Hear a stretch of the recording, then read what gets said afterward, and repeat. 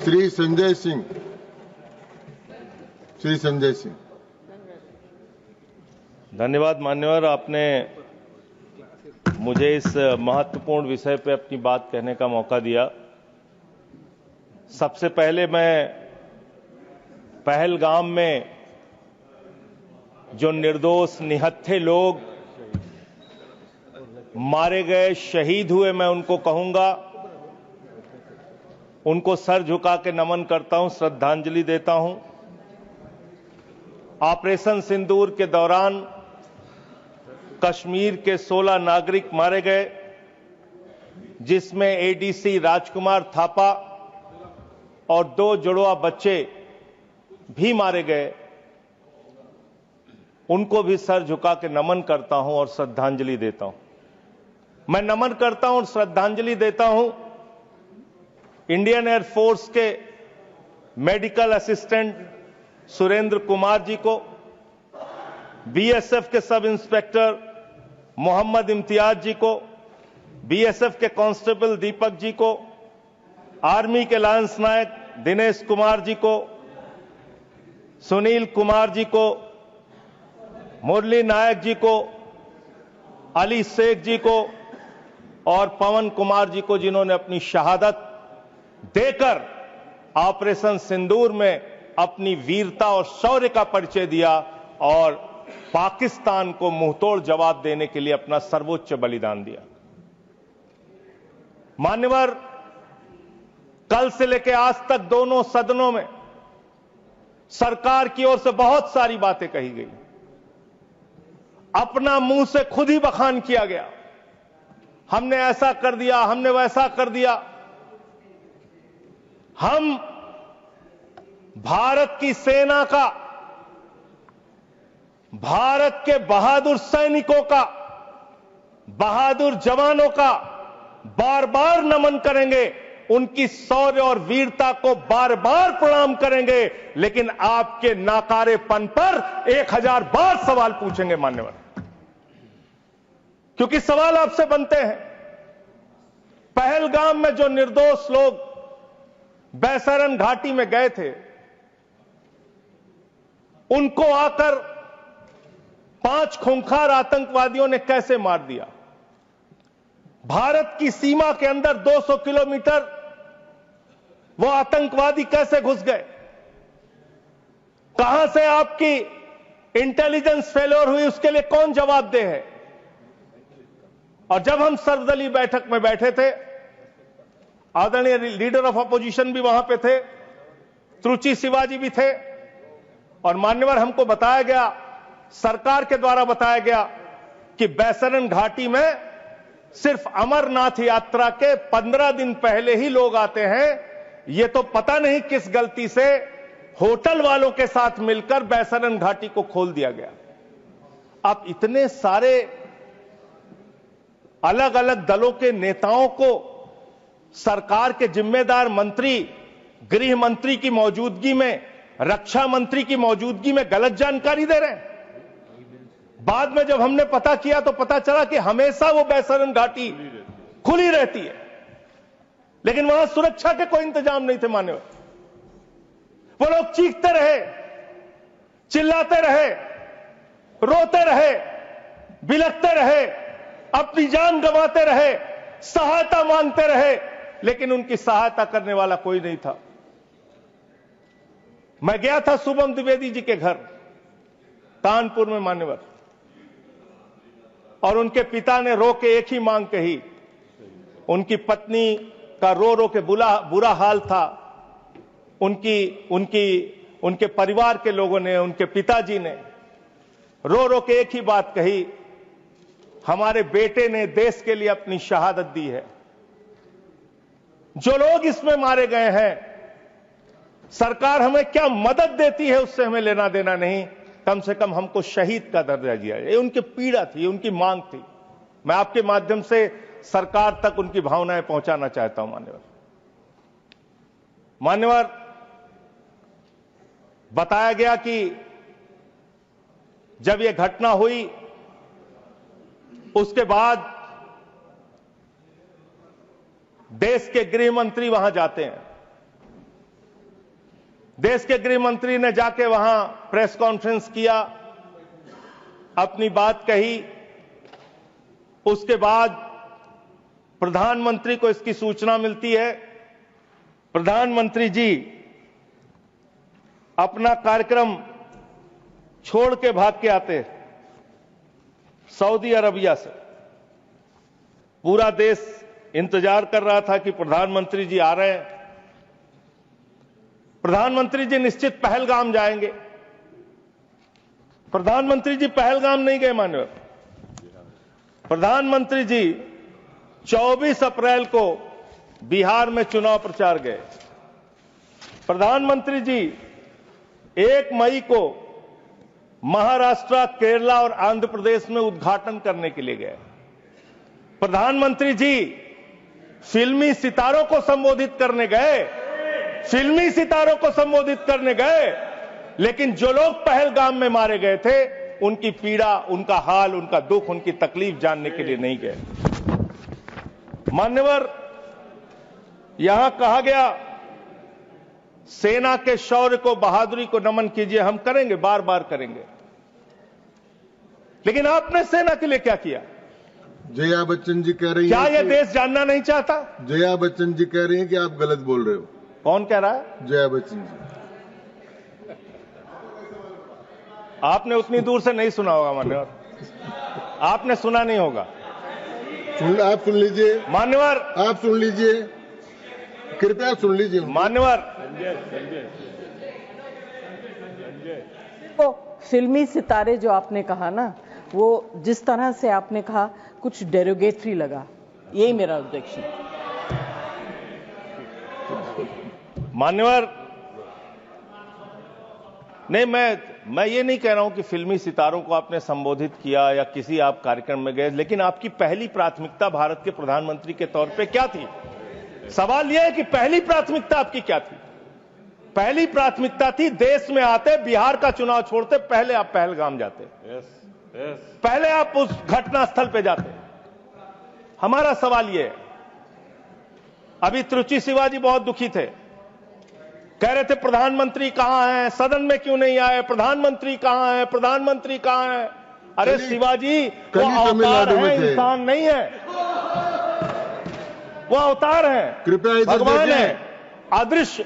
इधर देखें, अदृश्य नहीं, कल तमिलनाडु में ही थे अभी सर, सर ये बड़े परेशान है कि प्रधानमंत्री जी सदन में नहीं आए। प्रधानमंत्री जी अवतार हैं, वो अदृश्य रह के भी कहीं मौजूद हो सकते हैं। उनको आना नहीं होता शारीरिक रूप से, वो प्रकट हो जाते हैं, प्रकट हो जाते हैं। नॉन बायोलॉजिकल है सर वो, तो इसलिए प्रधानमंत्री कभी नहीं आते ऐसे मसलों पे। 18 घंटे काम करते हैं प्रधानमंत्री, लेकिन इतने गंभीर विषय पे दोनों सदनों के अंदर चर्चा हो रही है। 18 घंटे काम करने वाला प्रधानमंत्री 2 घंटे भी दोनों सदनों में क्यों नहीं है? यह सवाल हम लोग पूछना चाहते हैं। आपको इसका महत्व नहीं नजर आता? आपको कह रहे हैं आपकी बात सुनने के लिए नहीं आना चाहते, राजनाथ सिंह की बात सुनने आ जाते। ये लोग भी बकवास करते हैं। हम लोग जब बोले मत सुनो, भेज दो वापस, कम से कम अपने लोगों की तो सुनने आ जाओ। बकवास वो भी सुनने नहीं आते। बकवास बोला सब, बकवास सब नहीं, उन्होंने बोला हट जाएगा दोनों। जैसे आप उनका सुन ले, वैसे मैंने उनका सुन लिया, मैंने उनका सुन लिया। तो आपके मंत्री यहां बकवास करते हैं? आपके माननीय मंत्री, सांसद, नेता जो आते हैं यहां बकवास मत बोलिएगा, आप चेयर ने मना कर दिया। चलो मान्यवर, ये सेना के सम्मान की बात हो रही है। आपने कितना सेना का सम्मान किया? 3 साल तक भारत के सेना की भर्ती बंद रही मान्यवर, और उन 3 सालों में भर्ती बंद होने के कारण 1,80,000 सेना की तादाद को कम किया गया। उसके लिए आप जिम्मेदार हैं। बार बार आपसे सवाल पूछा जाएगा और आपकी आलोचना होनी चाहिए। आपने भारत की सेना में भर्ती होना, वो चाहे उत्तर प्रदेश का नौजवान हो, चाहे बिहार का, चाहे हरियाणा का, चाहे राजस्थान का, चाहे हिंदुस्तान के किसी कोने का हो, उसके लिए गौरव और सम्मान की बात होती थी। सुबह 4 बजे उठ के दौड़ लगाता था, मेहनत करता था, उसकी मां दूध पिला के तैयार करती थी अपने बेटे को कि कभी जरूरत पड़ेगी तो अपने प्राणों की आहुति देके भारत माता की रक्षा करेगा। ये आपने उस जगह पे 4 साल की नौकरी कर दी। आप सेना के सम्मान की बात करते हैं। आपके पास सब कुछ के लिए पैसा है, अपने दोस्तों के ऊपर लुटाने के लिए लाखों हजारों करोड़ रुपए है, लेकिन सेना के जवान को आपने अग्निवीर बना के 4 साल की योजना में उनको जवान बना दिया। उनके लिए तनख्वाह देने के लिए पैसा नहीं है आपके पास। बीएसएफ के जवान, सीआईएसएफ के जवान, पैरामिलिट्री फोर्सेस के जवान, उनको पेंशन देने के लिए पैसा नहीं है, शहीद का दर्जा देने के लिए पैसा नहीं है आपके पास। आपके पास सीआरपीएफ के जवान, उनको पैरामिलिट्री फोर्सेस को आपको पेंशन देने और शहीद का दर्जा देने का पैसा नहीं है। आप सेना के सम्मान की बात करते हैं। आप सेना के सम्मान की बात करते हैं। मान्यवर, सबसे बड़ा दुख इस बात का हुआ, कल से कहा जा रहा है नहीं, हमने अपने आप सीज फायर डिक्लेयर किया, हमने अपने आप सीज फायर डिक्लेयर किया, इसमें किसी तीसरे देश का हस्तक्षेप नहीं है। आजादी के बाद से लेकर आज तक भारत का स्टैंड एक ही रहा है, हम पाकिस्तान के मामले में किसी भी तीसरे देश की मध्यस्थता नहीं मानते। अगर उस बात के साथ किसी ने धोखा किया है, किसी ने विश्वासघात किया है, तो उसका नाम है भारत के प्रधानमंत्री नरेंद्र मोदी। मैं इस सदन के अंदर कहना चाहता हूं, आपने उस भावना के साथ विश्वासघात किया है। मान्यवर, अमेरिका की मध्यस्थता आपने स्वीकार की, और मैं इसलिए चंद लाइनें आपके लिए कहना चाहूंगा कि तू इधर उधर की ना बात कर, तू उधर उधर की। आप ही का चेहरा आ रहा है सर, थोड़ा निर्देश दे दीजिए, आप ही को दिखाए जा रहे हैं बार बार। तू इधर उधर की ना बात कर, ये बता कि काफिला क्यों लूटा। मुझे रहजनों से गिला तो है, लेकिन तेरी रहबरी पर सवाल है, आपकी रहबरी पर, आपके नेतृत्व पर सवाल है। और यह सवाल बार बार पूछा जाएगा, यह सवाल बार बार पूछा जाएगा। 10 मई को भारत, जो 144 करोड़ की आबादी का मुल्क है, भारत जो दुनिया का सबसे बड़ा लोकतंत्र है, भारत जो दुनिया की 5वीं बड़ी अर्थव्यवस्था है, उस भारत के मामले में सीज फायर का डिक्लेरेशन भारत की धरती से नहीं होता, अमेरिका की धरती से होता है। अमेरिका का राष्ट्रपति ट्रंप वो ट्वीट करके जानकारी देता है सीज फायर हो गया दोनों देश में, हो जाएगा। हमारी सेनाएं लड़ रही हैं, हमारी सेनाएं मैदान में हैं, और अमेरिका का राष्ट्रपति कह रहा है सीज फायर हो गया। क्या लिख रहा है वो अमेरिका का राष्ट्रपति? After a long night of talks mediated by United States, I am pleased to announce that India and Pakistan have agreed to a full and immediate ceasefire. Congratulations to both countries on using common sense and great intelligence. Thank you for attention to this matter. फिर उसके बाद उपराष्ट्रपति JD Vance, 10 मई को इनका tweet आता है, great work from president's team, specially secretary Rubio, and my gratitude to the leaders of India and Pakistan for their hard work and willingness to engage in this ceasefire. अब जो secretary Rubio का, united state के secretary Rubio का जो tweet है, वो अगर मैं इस सदन में पढ़ दूंगा तो सरकार को बहुत शर्मिंदा होना पड़ेगा। इसलिए मैं आपको चाहता हूं कि इस पे जवाब दीजिए, जब जवाब दीजिएगा, और प्रधानमंत्री को जवाब देना चाहिए। यह 10 मई का ट्वीट है। मैं चाहूंगा सत्ता पक्ष विपक्ष पूरा सदन इसको सुने। Over the past 48 hours vice president Vance and I have engaged with the senior Indian and Pakistani officials including prime ministers Narendra Modi and Shehbaz Sharif, external affairs minister Subrahmanyam Jaishankar, Chief of Army Staff Asim Munir, and National Security Advisors Ajit Doval and Asim Malik. I am pleased to announce the governments of India and Pakistan have agreed to an immediate ceasefire and to start talks on a broad set of issues at a neutral site. We commend Prime Ministers Modi and Sharif on their wisdom, prudence and statesmanship in choosing the कृपया- path of peace. कृपया sir, इनको प्रमाणित करके ये प्रमाणित कर दूंगा sir, दे प्रमाणित दूंगा करें, इसको और ये प्रमाणित प्रमाणित करेंगे। करके दें। सर मुझे बोलने, उसके मैं बोलने दे रहा हूँ आपको। अरे सर ऐसे आप बीच बीच में बोलेंगे तो मैं नहीं बोलता बीच में जी। आप प्रमाणित करके दे, उसके बाद इसको रिकॉर्ड में ले। हाँ, सर इसको हटा क्यों रहे हैं आप? नहीं हटा रहा हूँ, मैं ये कह रहा हूँ कि आप मैं ये कह रहा हूं कि करेंगे ये तो ये प्रोसीडिंग में जाएगा। मैं इसको दे रहा हूं सर, आपको दे दूंगा। हाँ, दीजिए। दे दूंगा सर। मान्यवर, मैं बड़ी विनम्रता पूर्वक इस सरकार से ये पूछना चाहता हूं कि ये सेक्रेटरी, यूनाइटेड स्टेट का सेक्रेटरी जो है रूबियो, वो कह रहा है 10 मई को कि पिछले 48 घंटे से प्रधानमंत्री नरेंद्र मोदी से, पाकिस्तान के प्रधानमंत्री शरीफ से, वहां के एडवाइजर आसिम मलिक से हम लोग बातचीत कर रहे थे। आसिम मलिक कौन है सर? आसिम मलिक कौन है? आसिम मलिक है आईएसआई का चीफ, जो पाकिस्तान के द्वारा प्रायोजित आतंकवाद का संरक्षक है।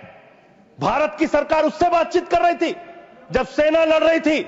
8 मई को जब सेना लड़ रही थी, आप आईएसआई से बात कर रहे थे। आप आईएसआई से बात कर रहे थे। आसिम मुनीर और आसिम मलिक दोनों से आप बात कर रहे थे। आप बात कर रहे थे आईएसआई से। हमारी सेना लड़ रही थी, आप आईएसआई से बात कर रहे थे। एक मिनट, आप शरीफ से बात कर रहे थे। क्या आप पॉइंट ऑफ पाकिस्तान ऑर्डर से है? बात कर रहे थे। एक point of order, point of, हाँ बाबू, एक I am not in sir. माननीय सभापति निवेदन है, रूल सर, रूल आपके माध्यम से माननीय संजय सिंह जी को सर, नॉट निवेदन एंडिंग, सर। करता हूं। एक बार वो ट्वीट को जिसको ऑथेंटिकेट करने की बात कर वो रहे थे, करी मैंने उनको। वो वापस पढ़ें और पढ़ करके हिंदी में, या तो मैं तो गांव का आदमी हूं, अंग्रेजी समझता नहीं, समझा दें कि इसमें कहां इंटरप्रिटेशन है कि भारत सरकार बात कर रही थी उससे। पढ़ देता हूं। अपनी कन्वीनियंस मैं में फिर से इंटरप्रेट क्यों कर रहे हैं साहब? फिर से पढ़ देता हूं सर। मैं मंत्री जी की मांग का समर्थन करता हूं। भाई मैं मंत्री जी की मांग का समर्थन करता हूं। मैं फिर से पढ़ रहा हूं। ये 10 मई का ट्वीट है। मैं मंत्री जी की मांग का समर्थन करते हुए फिर से पढ़ रहा हूं। देखिए, नियमों में ओवर द पास्ट माननीय 48 संजय आवर्स, सिंह जी सुनिए, नियमों में बहुत स्पष्ट प्रावधान है कि हम किसी भी विदेशी राष्ट्रपति का, विदेश मंत्री का, किसी मंत्री का हम उल्लेख नहीं करेंगे। क्यों? लेकिन यहां किसका उल्लेख नहीं हुआ लेकिन सर? मैंने आपको, एक मिनट सर, आप चेयरमैन की रूलिंग है, सब सारी चीजों पे हम बोल सकते हैं मेरी सर। बात तो सुनिए, और हम मैं- क्रिटिसाइज तो पहले कर नहीं मेरी रहे। बात सुन लीजिए प्लीज। हमें मैंने जानकारी आपको दे रहे हैं सदन को। मैंने आपको कह दिया कि आप ऑथेंटिकेट करके इसको दे दीजिए। नहीं, वो हिंदी में चाह रहे हैं सर। चलिए, वो हिंदी में चाह रहे हैं और मैं पढ़ दे रहा हूं सर इसको। आप अंग्रेजी में दे दो। हाँ, नहीं हिंदी में ही चाह रहा हूं, हिंदी में। ओवर द पास्ट 48 आवर्स, पिछले 48 घंटे में उपराष्ट्रपति Vance and I have engaged with senior Indian and Pakistani officials. तो इसमें प्रधानमंत्री मैं का और सुन तो, अरे सुनिए तो भाई, नाम सुनिए सर, नाम सुनिए। Officials including prime ministers Narendra Modi and Shehbaz Sharif, external affairs minister Subrahmanyam Jaishankar, chief of army staff Asim Munir and national security advisers Ajit Doval and Asim Malik. Asim Malik ISI का प्रमुख है। आसिम मलिक आईएसआई का प्रमुख है। आपकी सरकार आसिम मलिक से कैसे बात कर रही थी? जो आतंकवाद को जन्म देते हैं, आप उनसे बात करते हैं। और वाइस प्रेसिडेंट बेंच ने की है, और फिर तो मोदी जी ने बात की, डिस्टर्ब करेंगे, ठीक बात ने बात की। ये सर, तो ये ठीक बात नहीं है। जबरदस्ती सर, झूठा ऐसे डिस्टर्ब दोषारोपण करेंगे, करना ठीक नहीं है चाहते हैं सर। मैंने अपनी व्यवस्था दे दी। सर ये झूठा शब्द बोल रहे हैं। इनको झूठा शब्द तो नहीं आएगा। इनको आप आगे बढ़िए, आगे बढ़िए। सर इसके बारे में मैंने व्यवस्था दे चुका। सर मान्यवर, 10 मई को, मदन जी कृपया बैठ जाए। 10 मई को ये सीज फायर की डिक्लेरेशन होती है। 5 जून को कृपया बैठ सुन जाए। लीजिए यार सर, मैंने जजमेंट इसमें दे दिया है उसका। कृपया बैठ जाए। 5 जून को पाकिस्तान को संयुक्त राष्ट्र संघ की एंटी टेररिस्ट कमेटी जो है उसका वाइस प्रेसिडेंट बनाया जाता है। हम जानते हैं इसमें अमेरिका की ही चलती है, अमेरिका के कहने पे बनाया। पाकिस्तान एंटी टेररिस्ट कमेटी का वाइस प्रेसिडेंट बन रहा है। वो पाकिस्तान जिसने 10 साल तक ओसामा बिन लादेन को अपने घर में छिपा के रखा, वो पाकिस्तान जहां मसूद अजहर है, वो पाकिस्तान जहां हाफिज सईद है, वो पाकिस्तान जिसने ताज पे हमला किया मुंबई में, वो पाकिस्तान जिसने संसद पे हमला किया, वो पाकिस्तान जिसने अक्षरधाम किया, वो पाकिस्तान जिसने उड़ी किया, वो पाकिस्तान जिसने पुलवामा किया, वो पाकिस्तान जिसने लाल किले पे हमला किया, वो पाकिस्तान जो हिंदुस्तान में आतंकवाद फैलाता है, पहलगाम की घटना को अंजाम देता है। आप कह रहे हैं वो पाकिस्तान आपसे गिड़गिड़ाया, आप मान गए। अरे मान्यवर, वो हमारी बहनें भी तो गिड़गिड़ा रही थी, वो आतंकवादी तो नहीं माने, आप कैसे मान गए? वो बहनें भी तो गिड़गिड़ा रही थी मान्यवर, वो भी तो कह रही थी आतंकवादियों के सामने कि मत मारो मेरे पति को, मत मारो, लेकिन मारा उन्होंने। आप कह रहे हैं पाकिस्तान का डीजीएमओ बात कर गया, पाकिस्तान के डीजीएमओ ने कह दिया कि अब हम आगे कोई घटना नहीं करेंगे। आप मान गए उनकी बात? जिन्होंने संसद पे हमला किया, जिन्होंने लाल किले पे हमला किया, जिन्होंने मुंबई के ताज पे हमला किया, जिन्होंने अक्षरधाम पे हमला किया, जिन्होंने पहलगाम किया, जिन्होंने उड़ी किया, आप उनकी बात मान गए? पुलवामा किया, और पुलवामा मान्यवर, आप सेना के सम्मान की बात करते हैं मान्यवर। 19 जून को अमेरिका ट्रंप के लिए प्रचार करने मैं नहीं गया था मान्यवर, ट्रंप के लिए प्रचार करने महामानव गए थे, मैं नहीं गया था। अब की बार ट्रंप सरकार उन्होंने नारा दिया था मान्यवर। और ये 19 जून को क्या किया? उस ट्रंप ने 19 जून को क्या किया? 19 जून को उसने आसिम मुनीर को बुलाया, पाकिस्तान का आर्मी चीफ, उसको बुलाया सेना का, और उसको बुला के बंद कमरे में लंच कराया। लंच कराने के बाद निहारी खिलाया, हो सकता है नहारी खिलाया हो। और लंच कराने के बाद जब दोनों लोग निकले तो उस लंच में पता चला कि वो आसिम मलिक भी था, आईएसआई का प्रमुख जो था सर, वो भी था बातचीत में। जो इंडिया के अंदर जो आईएसआई आतंकवाद की घटनाएं देता है, जब को अंजाम देता है, वो भी था। तो जब उससे पूछा गया ट्रंप से what he wanted to achieve from meeting mister Munir, the US president said, well I stop the war, I love Pakistan, I love Pakistan. ये ट्रंप बोल रहा है। मोदी का दोस्त, सर बार बार आप ही आ जा रहे हैं, मना कर दीजिए, ऐसे क्यों कर रहे हैं? बार बार आप ही आ रहे हैं। आई लव पाकिस्तान, ऐसे स्ट्रेटेजिक खेल मत खेलिए सर। आई लव पाकिस्तान कह रहा है ट्रंप। वहां पाकिस्तान और अमेरिका का इलू इलू चल रहा है, और आप कह रहे हैं अब की बार ट्रंप सरकार। आप कह रहे हैं 14 फरवरी को जाके, 14 फरवरी 2025 को प्रधानमंत्री जी गए थे, मागा plus मीगा becomes mega partnership for prosperity. आप कह रहे हैं मोदी जी 14 फरवरी को गए थे। 14 फरवरी 2025 को जब आप गए थे तो 7 फरवरी को वही अमेरिका हमारे भारतीयों को बेड़ी में बांध के अमृतसर में उतारा था सर। आप यहां उतरे और आपने आपत्ति नहीं की। आप कह रहे हैं मेगा मीगा मागा, वहां कर रहे हैं मेगा मीगा मागा, मेगा मीगा मागा, और वो अमेरिका आपके साथ ऐसे विश्वासघात कर रहा है। अभी उसके बाद ये तो आई लव पाकिस्तान बोला, फिर उसके बाद डिप्टी पीएम पाकिस्तान का उप प्रधानमंत्री गया 25 जुलाई को, उसने यूएस सेक्रेटरी से मुलाकात की, रूबियो से, मार्को रूबियो से, और उसके बाद ये लास्ट की लाइन खाली पढ़ रहा हूं, I also thanked him for Pakistan partnership in countering terrorism and preserving regional stability। ये धन्यवाद कर रहा है अमेरिका का मार्को रूबियो सेक्रेटरी कह रहा है कि पाकिस्तान को हम धन्यवाद देते हैं आतंकवाद से लड़ने के लिए। तो मुझे एक लाइन याद आ रही है, खुलूस मतलब होता है मोहब्बत। प्रधानमंत्री जी के लिए और अमेरिका के राष्ट्रपति के लिए एक लाइन में पढ़ना चाहूंगा। प्रधानमंत्री तो फिदा है उनके ऊपर, ट्रंप के ऊपर।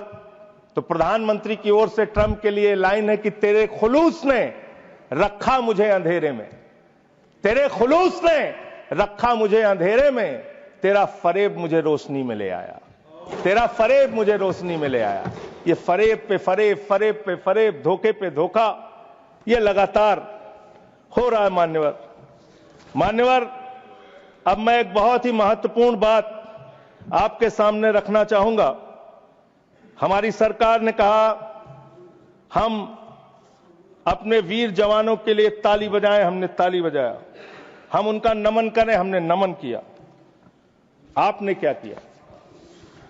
भारत के सेना की बहादुर बेटी कर्नल सोफिया कुरैशी के लिए आपका बीजेपी सरकार का मध्य प्रदेश का मंत्री कहता है वो आतंकवादियों की बहन है। और यही नहीं मान्यवर, बात यहां तक नहीं रुकती। कर्नल सोफिया कुरैशी को कहा आतंकवादी की बहन है। भारत के विदेश सचिव विक्रम मिस्री जी, उनकी बेटी के लिए सोशल मीडिया पे इतनी ज्यादा आपत्तिजनक बातें लिखी गई, सरकार ने कोई कार्रवाई नहीं की और विदेश सचिव को अपना ट्विटर का अकाउंट लॉक करना पड़ा। अब अपने लोगों को सुरक्षा नहीं दे पाते, अब अपने लोगों को सुरक्षा नहीं दे पाते। और इतना ही नहीं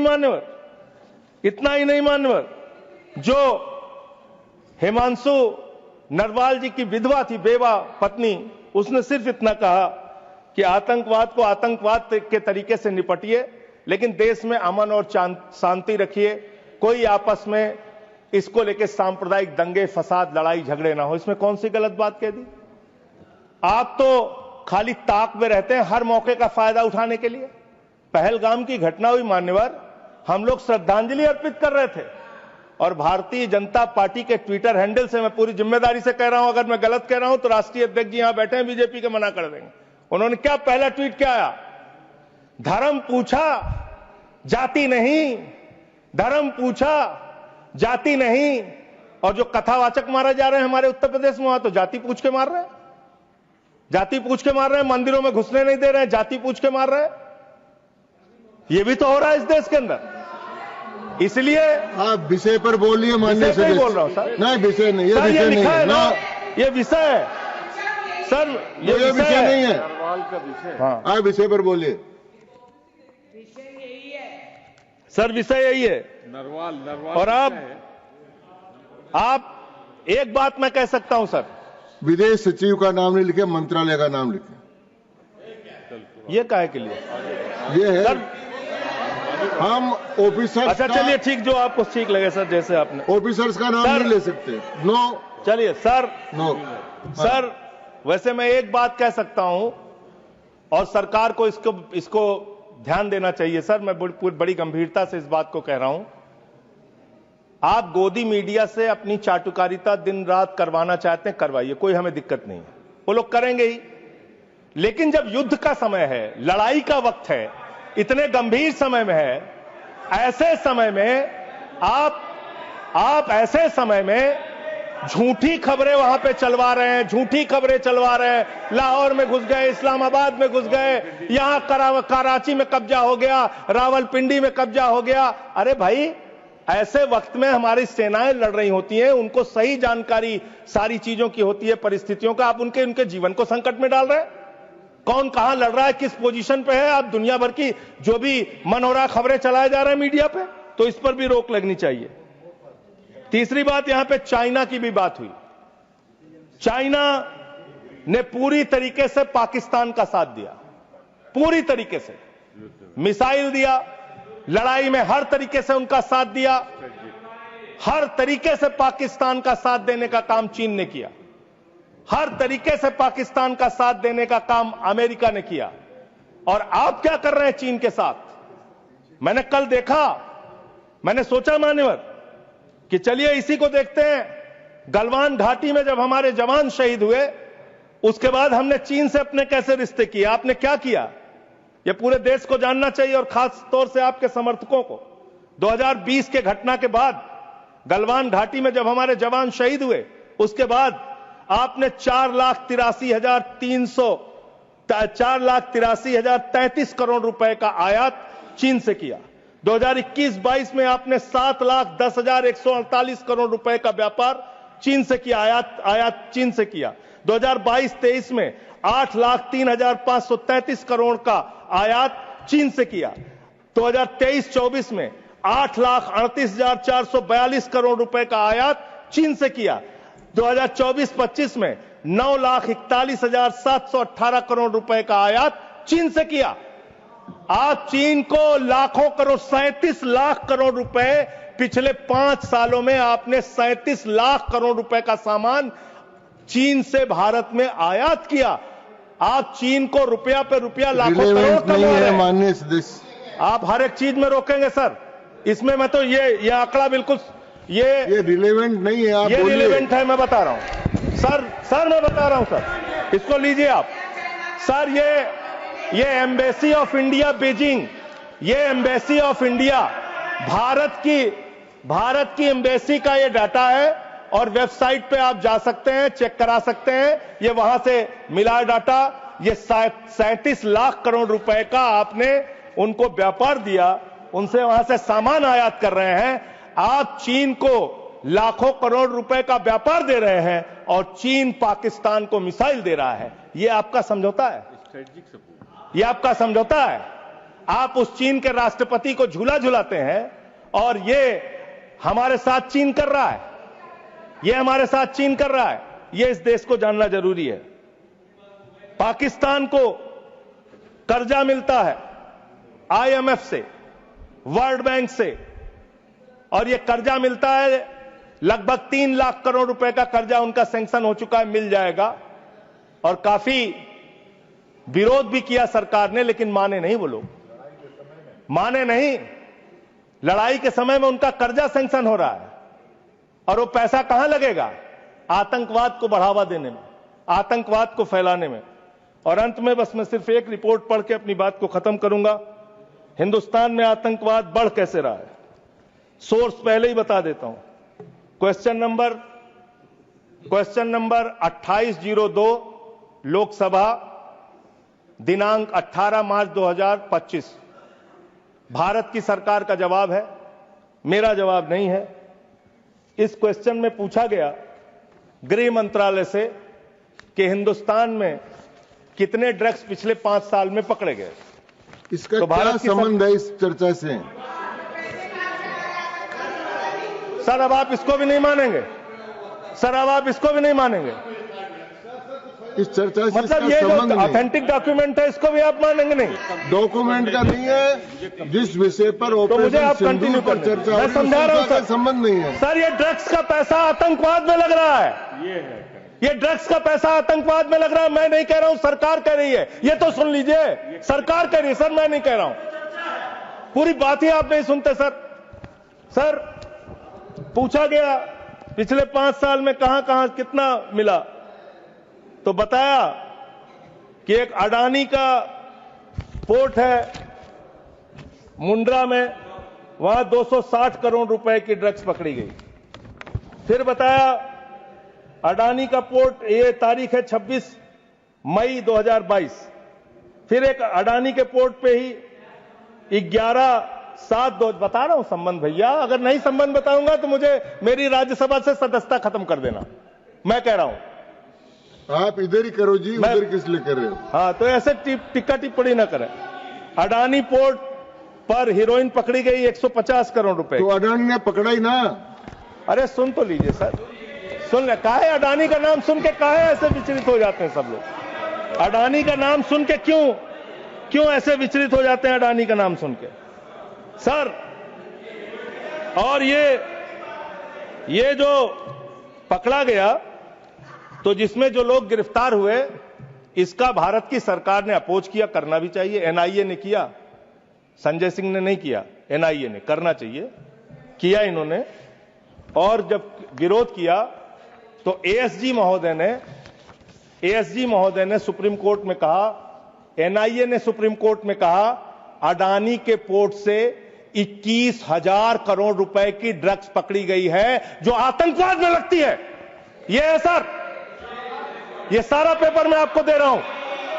इस देश के अंदर पाकिस्तान से, अफगानिस्तान से हजारों करोड़ का ड्रग्स आएगा और इसी देश में आतंकवाद फैलाया जाएगा, अडानी के पोर्ट पर पकड़ा जाएगा। अडानी कौन है? भारत के प्रधानमंत्री का सबसे करीबी व्यक्ति है। यह सवाल देश पूछना चाहता है, आप क्या करा रहे हैं देश के अंदर? इन ड्रग्स वाले मामले में जो पकड़े गए हैं, इस पर क्या कार्रवाई हुई, यह जानना चाहता है देश। समाप्त हुआ माननीय सदस्य। मान्यवर, अभी बहुत समय है सर, 35 मिनट समय है। 35 मान्यवर, 35 मिनट समय। मान्यवर, मैं अंत में एक ही बात कहना चाहता हूं। आपने कहा कि इस मामले में राजनीति नहीं होनी चाहिए। राजनीति करता कौन है?